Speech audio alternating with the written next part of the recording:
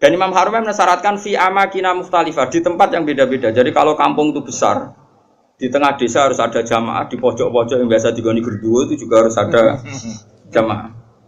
Lo pernah lo di dekat kampung saya itu, jamaah itu satu, semuanya di masjid. Saya bilang jangan semuanya di masjid. Itu yang pojok desa itu ada gerduwo. Aku nggak musola di situ, dibikin. Yo gerduwonya mirip tenan. Ini penting saya utarakan karena tadi malaikat itu kan di semua buminya Allah itu akan nangis kalau ada bumi yang nggak dipakai sholat, nggak dipakai sujud.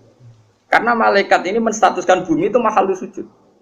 Makanya kata Rasulullah wajilat lanal ardu kulluha masjid, dan semua bumi Allah itu hakikatnya adalah tempat sujud. Sehingga kalau nggak ada sujud itu ya kecewa. Bumi ini kecewa sekali kan. Makanya harus fi amakina mukhtalifah, tempatnya harus beda-beda di mana-mana. Supaya syiar. Kulo niku lami sangat di pikiran niki dan ini pasti benar. Sing darani salat iku nglakoni salat. Ya sing darani salat iki nglakoni nopo? Salat. Terus kulo mulai takbir ngantos salam niku jenenge nopo? Salat. Kemudian kita ini hidup di dunia nyata. Misalnya kena ramangan niku ora iso salat. Ku awak lemes iku ngadeg kaya ora iso apa meneh nopo? Salat. Sehingga ada wasail, wong kon mangan ben kuat sholat. Kemudian ada wasail lagi, misalnya gini, ini pengokno tenan. Nabi Ibrahim itu nabi yang luar biasa. Beliau Khalilur Rahman. Dia tahu kalau fisik manusia itu kalau tidak makan itu tidak bisa sholat. Sehingga beliau itu ngerayu pangeran, ya Allah, Rabbana liyuqimus sholat faj'al afidatam minan nasi tahwi ilaihim warzuqhum minas samarat. Gusti tiang-tiang Mekah, utai pecinta Mekah atau siapa saja yang Islam, niku paringi kelar mangan. Genak kelar mangan niku ben kelar sholat. Sehingga para ulama juga mengkiaskan, misalnya begini. Kalau kita tidak punya otoritas politik, maka sholat dilarang. Sehingga kita juga menjaga otoritas politik supaya sholat itu tidak dilarang. Caranya gimana? Misalnya gini, saya ini buruh di pabrik milik Cina yang non-muslim. Gara-gara saya buruh dilarang apa? Sholat, karena mengganggu jam kerja. Kalau saya mampu bikin koalisi buruh menuntut hak sholat, saya harus melakukan itu. Karena itu cara saya untuk mendirikan sholat. Atau kalau ada umat Islam mampu kaya dan bisa menciptakan lapangan kerja dengan membolehkan sholat, maka harus melakukan itu demi tegaknya sholat. Makanya ini kelirunya kita. Nyongkone ngelakoni sholat itu pokoknya dekne dewe sholat. Dia agak mikir bahwa untuk bisa sholat itu dibutuhkan kekuatan ekonomi, kekuatan politik. Saya tuh ngaji di mana-mana, saya ulang-ulang. Islam ke Selat Malaka itu Thailand sama Indonesia itu umurnya bareng. Cuma kebetulan Thailand nggak milih politik, negara dikelola non-Muslim. Tahu-tahu sholat itu dilarang di Thailand. Indonesia kebalikan, lah kiai ini seneng politik, keterusan nganti sakniki, paham ya? Akhirnya rawali songo itu Islam lagi rong generasi. Iku wis gawe demak napa? Wah, ratri mau sholat dilarang. Nara sholat ra iso dadi presiden. Jadi saiki sholat malah bupati kok ora sholat, terus ora ngarah dipilih, gubernur kok ora sholat. Lho, ora ngarah dipilih. Ana cawayu sholihah kok sing lanang ra mbebo sholat, ya ora payu. Ibu keterusan, paham? Tapi ini mau cerita. Jadi karena redaksinya Quran itu wa iqamis sholat, mendirikan sholat supaya sholat itu berdiri, bukan kamu saja tapi seluruh negara. Dan itu dibutuhkan macam-macam tadi. Ibrahim nyontohkan kekuatan politik, kekuatan ekonomi, bahwa untuk sholat itu harus warzuqhum minas samarat, harus ada materi fisik, yaitu orang makan. Terus di ayat umum Nabi Muhammad dicontohno ciri utama agama wis menang ku Muhammad wala yumakkinanna lahum dinahumul ladzir tadallahum wala yubaddilannahum min ba'di khaufihim amna. Ciri utama kemenangan Islam Muhammad, nak orang melaksanakan Islam itu sudah ada ketakutan. Disebut wala yumakkinanna dinahumul ladzir tadallah. Jadi kira-kira perasaan kula ada satu negara yang lama sekali ada Islamnya, kemudian sholat di situ takut, sama negara yang sholat tidak takut. Cara alamat untuk futuhe pangeran yang milih negara yang sholat itu udah tak takut. Mergo Allah ngendikan wala yumakkinanna lahum dinahumul ladir tadolah. Allah bikin tamkin itu kemampuan melakukan ibadah secara netral, secara kuat. Terus wala yubadilannahum min ba'di khaufihim amna, dan mereka melakukan ibadah itu merasa aman, tidak merasa takut. Kayak dulu sahabat sholat itu sembunyi-sembunyi. Ba'da fathi Mekah sholat terang. Ini penting kalau ingat loh. Jadi sing sufi goblok ya ben mari, ben gelem rontok politik. Sing politik yo mari sholat itu ranggo tebar pesona. Jadi sepodo mari ini terus yang waras kowe tok ya ujub kan nanti pikiran. Ya pokoke iki ngomong ilmu ngono ae napa, ora usah ujub-ujuban, pokoke ngomong napa? Ilmu. Ora usah terus rasa suci dhewe yo ora. Wong rom yo lagi tak kandhani iki wae. Tapi yang jelas ning ayat itu jelas ada kata-kata wala yumakkinanna lahum dinahumul ladir tadolahum wala yubaddilannahum min ba'di khaufihim amna. Jadi ciri utama agama hebat itu kalau merasa tamkin. Kowe rabi yo iso, wayoh yo iso, itu berarti wis jos. Beragama secara napa? Benar. Paham ya? Tapi nak wani ya pokoknya sementing itu wani. Lho kalau dikonco bojone loro telu iku langsung legal kabeh didaftarno langsung legal kabeh. Kondang tenan. Rabi langsung wakeh didaftarno ya langsung legal kabeh. Yo hebat tenan. Tapi kok kuat suwe ora ya ora roh nek iku takdir no. Tapi ini penting kula aturno nggih. Kula niku kan maca tarikh niku kathah. Maca tarikh niku kathah. Di antara tarikh itu kenapa semua nabi itu kok menguasai negara? Enggak ada nabi yang enggak menguasai negara. Nabi Muhammad pada akhirnya menguasai Mekah Madinah. Ada Fathu Mekah. Karena dengan menguasai ini berarti sholat ibadah menang. Sholat ibadah menang. Kalau enggak ya dilarang. Dulu orang sholat di Masjid Haram itu dilarang. Dulu orang Islam sholat di mana-mana dilarang. Sampai Islam kuat, terus berani terang-terangan sholat. Fasda gimana Dumar. Di Indonesia sekarang luar biasa. Malah pejabat yang enggak sholat itu dijeng wong. Kira-kira malah rada di. Golek bojoe wong ra salat saiki kangenan. Musibet. Wes pokoke jos. Tambah kowe ketok khusyuk, sawangane tambah gampang rabi. Jajal misalnya Mustafa nganti badhuke ngecap koyo wayah iku koyo mungkin. Lah berhubung sujude urung kaya kan sah ta ora wayah dengan badhuk ini. Maksudnya geng meyakinkan kan.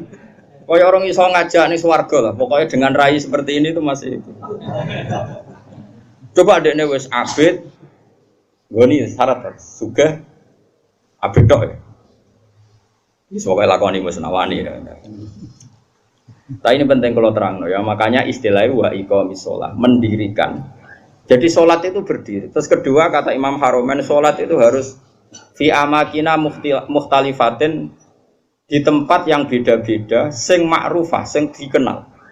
Jadi wong kok salat ning isor pring dhewean tuh gak sah dari Imam Harom. Sholat kudu di tempat terbuka, terutama fardhu. Sehingga kata Imam Haromen, kalau sudah ada jamaah tapi fi buyutim di rumah masing-masing, la tadharu bias syiar yang syiar tidak kelihatan putih itu tetap diperangi. Makanya syaratnya jamaah itu harus di tempat apa? Terbuka. Karena ini butuh syiar, butuh show bahwa Islam ya demi sholat, bukan sholat demi Islam. Jadi kita bela-belani kelar mangan ya ben kelar sholat, menguasai politik ya ben sholat tidak dilarang. Kita menguasai publik biar publik terinspirasi oleh hukum Islam rupanya apa? Sholat. Sehingga kata Imam Haromen, kowe sholat jamaah, maksudnya ora sah makili fardu kifayah, nak sekedar sah ya mungkin sah. Tapi jek qata lahumul imam.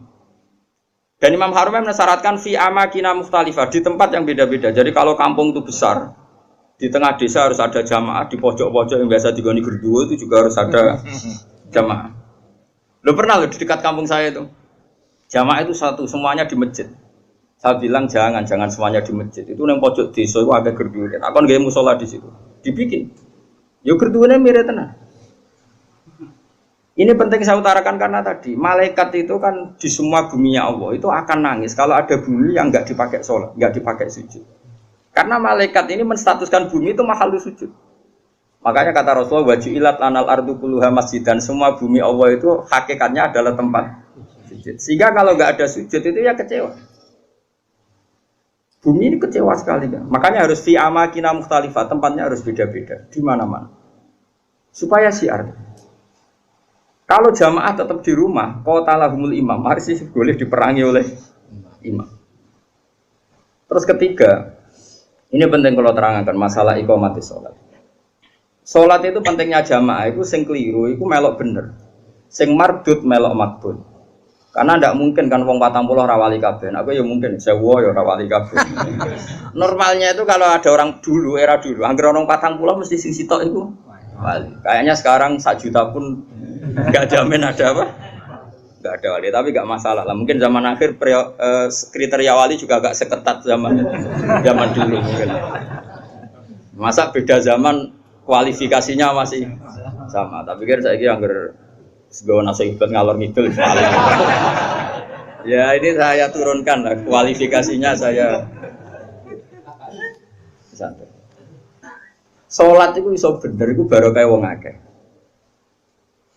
Dulu tuh sholat itu kok cacile. Kalau nu gak ada kitab namanya ini disertasinya doktor profesor namanya Ibu Muhammad. Kalau nu kenal sama orangnya dulu pernah ke Sarang. Anak Syekh Rajab. Abahnya itu profesor terus punya anak ya profesor juga. Dia nulis tentang fikhu Imamil Haromen. Kemudian saya pernah ketemu Sarang. Saya beli kitabnya mulai kitab disertasi doktornya sampai dia setelah jadi profesor fikih. Dia ngarang judulnya Fikhu Imamil Haromen. Dia nganalisis cara berfikihnya Imam siapa? Haromen itu gurunya Imam Ghazali. Wah itu lama yang luar biasa betul. Dia itu orang Irak. Mangkel deh, Mekah jadi kota mati mangkel ulama mandi kan. Dia udah pernah Mekah, mulang ya sawur-sawuran. Ngawur wong alim tapi coba apa yang ngono kuwi. Maksudnya ngawur itu pancen bahasa Arabe tenanan itu ismam itu budek itu ora peduli. Mulane tak terjemah ngawur, ora koyo ngawur ora ono kiase. Ya bahasa Arabe tenanan ismam pun mau budek dari kata apa? Sumun, enggak mau tahu. Mulang di Mekah. Ini dasar wong keramat. Mulang sing ngaji wae, sing gubedeng yo akeh. Mulang ndek jalan. Bareng Mekah wis ruame ilmu pindah nang Madinah. Gak trimo ndek Madinah mati ilmu. Mulane digelari imam napa? Harum. Semenjak itu Mekah Madinah itu ada geliat fikih. Mergo digerakkan oleh imam siapa? Wah, nak ngondikan wis kuwasa repol jenenge harum ini kuwara sepol. Makanya Imam Ghazali di Ihya sering keras karena didikan guru. Wol karena jadi Imam Haroman, ngamuan wong. Ya itu beliau termasuk yang fatwa jamaah itu tidak cukup fi makanin wahid, kudu fi amkinatin mukhtalifah di beberapa tempat yang beda-beda karena semua ardua enggak boleh dipisahkan dari sujud. Sehingga terus dia untuk gelar nopo imam nopo Haroman. Kalau ada kitab sekitar berapa jilid ya, ada 8 jilid atau 9 jilid yang kitab karangan beliau namanya Nihayatul Matlab fi Dirayatil Madhab. Itu kitab Indo. Jadi Imam Ghazali alim gitu itu karena barokahnya dididik Imam siapa? Haroman. Haroman itu luar biasa. Yang paling saya kenang dari Imam Haroman itu gitu. Nak ngendikan gua ambek ngamuk. Wis masyhur. Kok yang menang kalah itu ngamuk. Tapi ngamuk wong alim ya tetep keramat terus. Kowe ngamuk ya guyu cilik.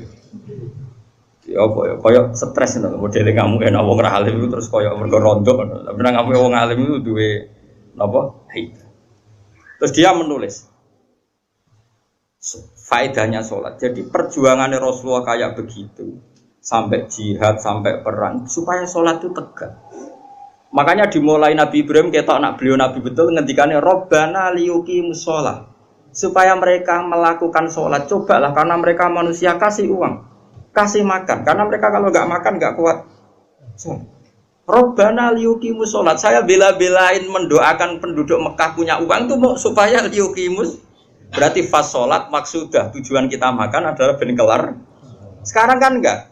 Ayo sholat sih ben mangane enak. Berarti mangane ku tujuan, sholatnya ku lan. Bagus innalillahi wa inna ilaihi raji'un. Mulane kena buka Ramadan. Niku cara aku sampe mangan sik, aja sok khusuk terus ora usah mangan. Ben mangan sik ben salate tenang. Ayo salat sik ben bukane tenang. Yo berarti kowe bela-belani mangan, salate mau lantaran. Usum ndi kene kowe. Ora ora wali-wali. Nak delok raine iku durung wali, mergo iku cek salah.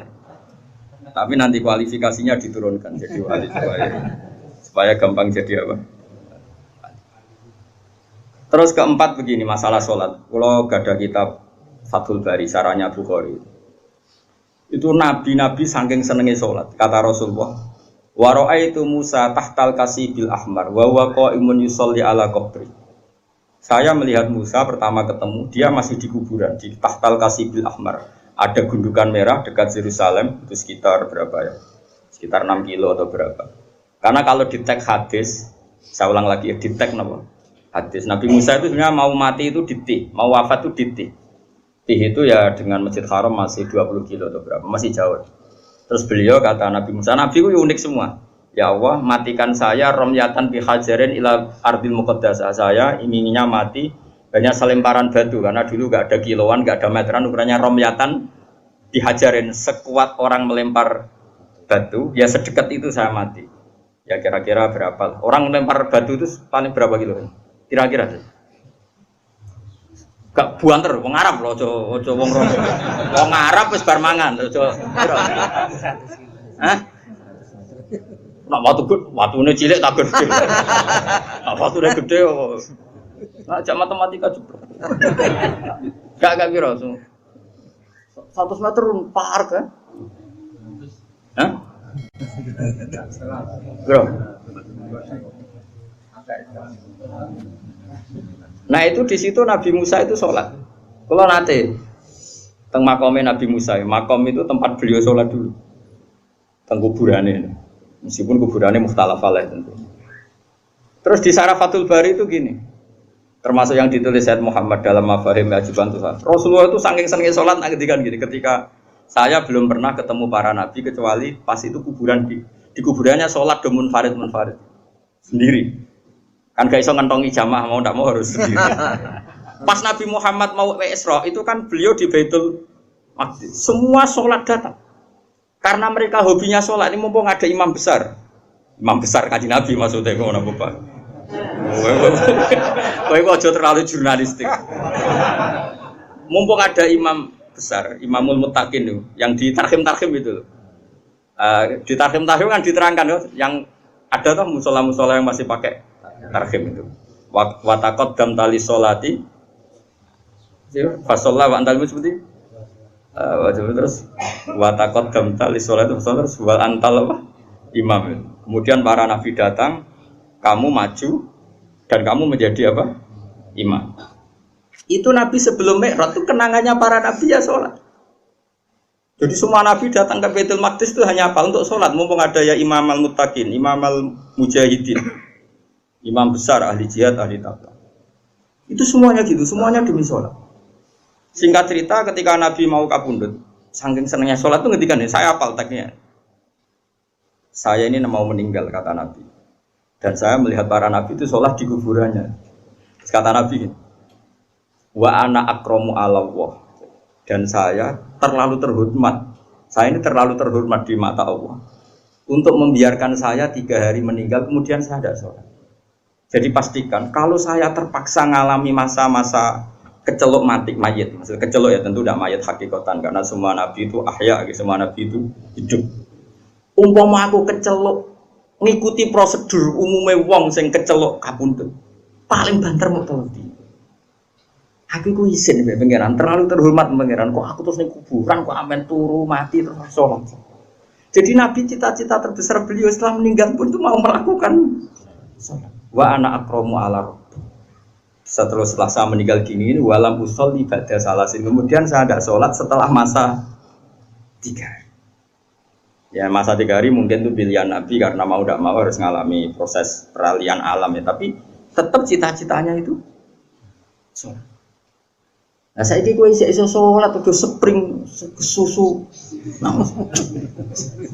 Ya Allah, ya Alhamdulillah dan sampai sejak urip besar. Terus keempat, sebaiknya imam sholat itu yang paling alim, paling akrok, paling benar. Itu awal-awalnya. Tapi nanti kan terus kayak seleksi KPU.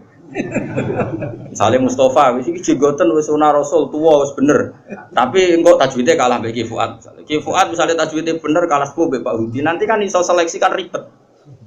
Sajane apik aturan itu tapi nanti sini ribet. Terus Ruhin menang. Wah, ra iso sing paling parek pangeran jare Nabi wong fakir. Wah, sesat barakah. Wah, yo repot. Dulu itu sholat itu memang diseleksi betul. Karena ya umul qauma aqra'uhum likitabillah, yang paling berani imam itu yang paling akro, yang paling afqah, yang paling asan, yang paling aqdam hijratan difke kan ada aturannya. Satu yang paling bacaannya benar. Benar tok harus tahu apa? Maknanya. Karena kalau enggak tahu maknanya itu kalau wakaf itu fatal. Ya fatal tuh Pak Udi. Misalnya ono wong wacanane apik terus wakofe ngene. Innallaha la yastahyi terus wakaf. Ayo prono. Mulane wong-wong sing korek suarane apik mbok yo do tobat, belajar maknane Quran. Kadang wakofe iku fatal. Ya ono sing wakaf ngene misale. Apa itu? Innama yastajibul ladzina yasma'una wal mauta. Berarti artinya terus piye? Dadi sing nampa dakwahe pangeran iku wong kula niku cara pantes wae ngarang bapak kefasol, tapi wong kira-kira do angel bali lho rugi. Jadi yang keliru di Indonesia ini kritik saya terbuka pada yang belajar tajwid hanya makhraj. Sebetulnya dulu definisi tajwid itu tidak hanya makhraj, termasuk ma'rifatul wukuf wal wusul. Makanya nenggone Jazariyah wa ba'da tajwidi kalil hurufi la budda min ma'rifatil wukufi. Jadi wakaf itu inti tajwid, tapi sekarang wong muni ahli tajwid itu maknane makhrote tok. Wakaf asal jeblok sehingga ana wong wakaf inna wa la yastahi. Ya prono. Tapi zaman sing iso sempurna iku sapa? Ya sudah, sing iki tampa wae, iki zaman akhir tampa wae. Cuma sebetulnya kalau mau belajar tajwid itu ya sak paket belajar wakaf dan wasol. Karena sekali salah itu fatal. Pemene wakaf juz 24. Wa kadzalika haqqat kalimatu rabbika 'alal ladzina kafaru annahum ashabun naril ladzina yahmiluna al-arsya. Oh, malah tuduh malaikat Jibril. Mergo niku ashabun nar disifati alladzina yahmiluna al-arsya. Oh, neraka halus. Makanya wakaf ini penting sekali. Lho kula nu gadah kitab karangane Hasan bin Hadi Asegaf. Saking judulnya kitab Al-Jauharul Masun fi Qiraati Qalun, qiraahnya Nafi' yang riwayatnya Qalun. Sampai saking duane Habib Hadi Hasan bin Hadi Asegaf.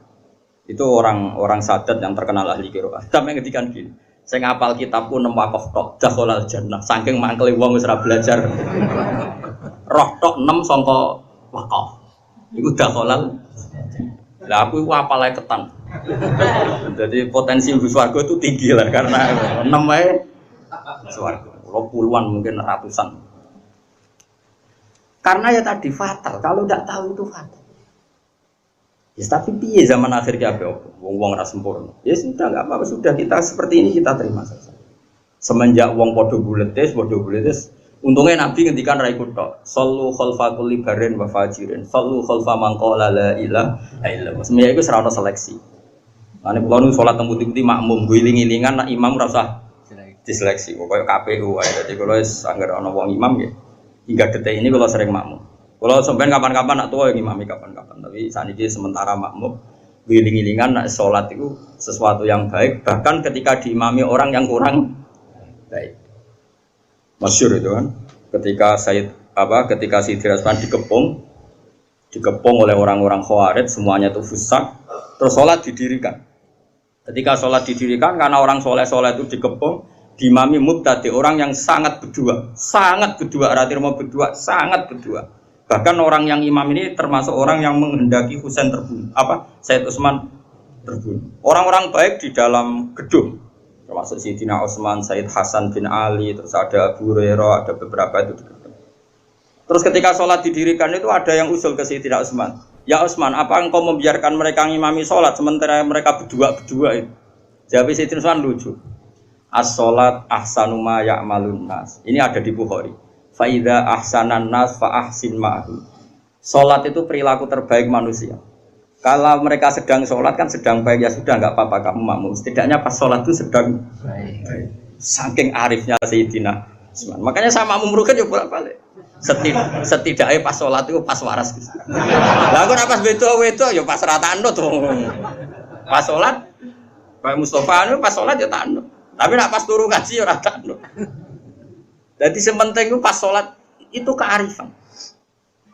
Aku lo makmum wong bolak-balik, kecewa ya bolak-balik tapi ados. Mulane kula mantep dosa kula disepuro, kula husnudzon mbek pangeran. Wong pangeran dawuh anak idadzoni abdi. Kulo niku zaman melarat, saiki lah orang juga tapi kulo niku riyen tuh melarat di bangsa iki. Moro Jogja niku beto kerdus. Kalian santri kulo kalih. Kulo riyen zaman melarat tuh di santri, jadi sepakat kiai. Melarat lah yo. Lho kulo zaman melarat itu wis ngorek kitab mahal, kitab tertinggi loh. Setelah Fathul Qorib, Fathul Muin, Fathul Wahab itu kitab banyak santri sarang yang ikut saya karena ingin ngaji sama mahal. Padahal tamat al-yasar. Jadi mulai dulu saya di Jogja pertama itu mahal. Saya kira tak dono nasoil bibat. Lagi nak gelem sorokan loh, tapi ya semua cowok. Tak balenin nih mulang nopo mahal gitu. Tapi sekali raiso tak usir. Itu makmum. Lalah itu lungaku itu bada sufi, sama naruhan bada sufi. Pas antara Pati Purwodadi itu sudah masuk Purwodadi itu wajib Jumatan. Pulau ini wedi pangeran. Senajan tono kaul saudarane musafir oleh nopo. Ninggal apa? Jumat, wong musafir tenan, misalnya kalau teng naruhan ya ora omahku. Singkat cerita aku tetap medhun. Padahal gue kerdus kali perjuangan. Salat. Dari wudune ku ning kali. Sing Jumatan mu 16. Imame maca Fatihah kok wong jihad, yakin. Aku sih yakin pangeran ra nampa ora mentolo, wis aku yakin aku ya. Wadi ya wis. Walhamdulillah rabbul yakin sekali jauh. Mulane kula semenjak iku ora fanatik tajwid. Ana wong makrote apik tapi engkek, makrote keliru tapi jihad. Bayangno gak mentolo lah pangeran nolak iku. Berarti mun dino sira. Aku salat nganti nangis. Sampai dongaku tak rubah ya Allah. Anta akramu min anta rudda sholata darul jenengan terlalu mulia untuk menolak kula sing menusati kula atos umpama kula zuri mawon kula tampa. Kok jenengan Rahman Rahim cek tegane jenengan batalno salate tiyang niki. Mumpun Gusti jenengan tampa mawon. Mumpun nak boten ditampa kula ya rasa tampa pisan wis.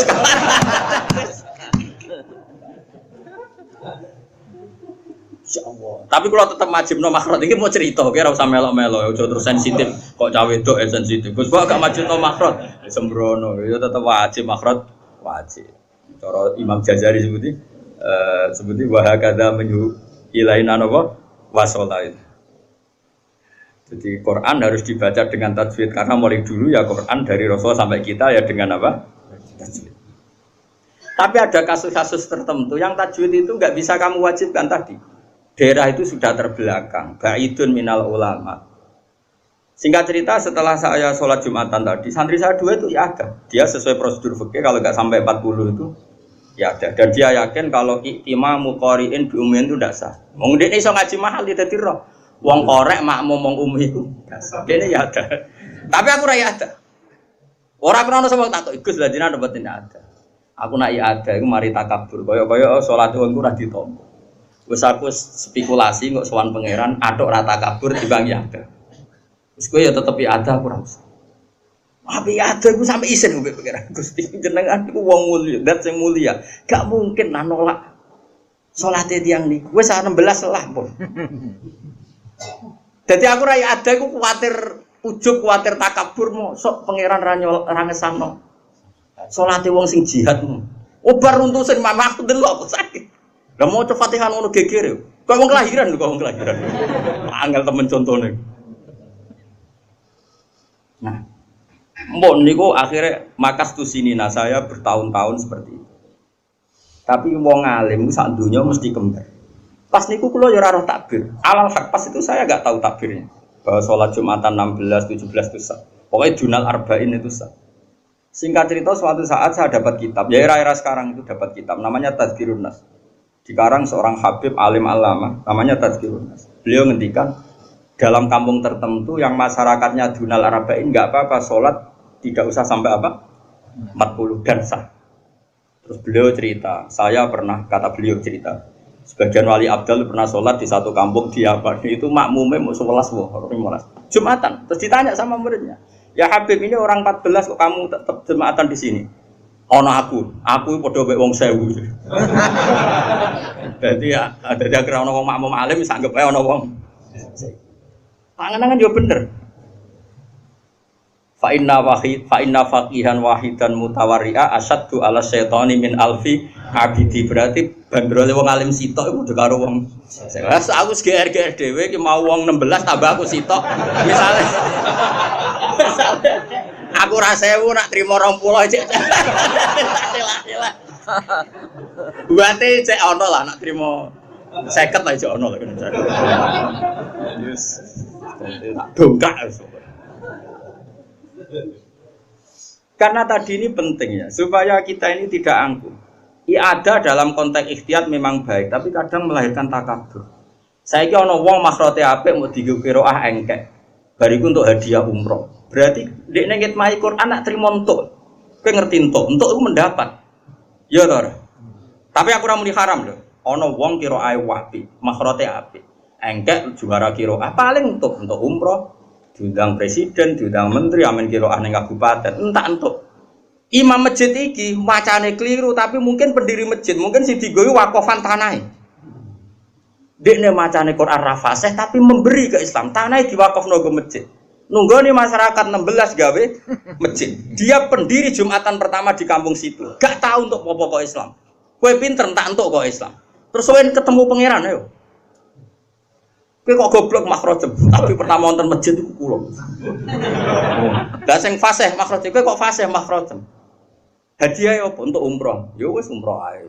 Swarga ben digo wong iki. Kena dikonokno pangeran.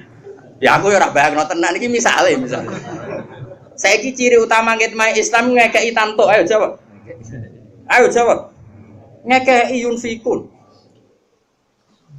Mulane kula kadang dadi wong alim isin perkara ini.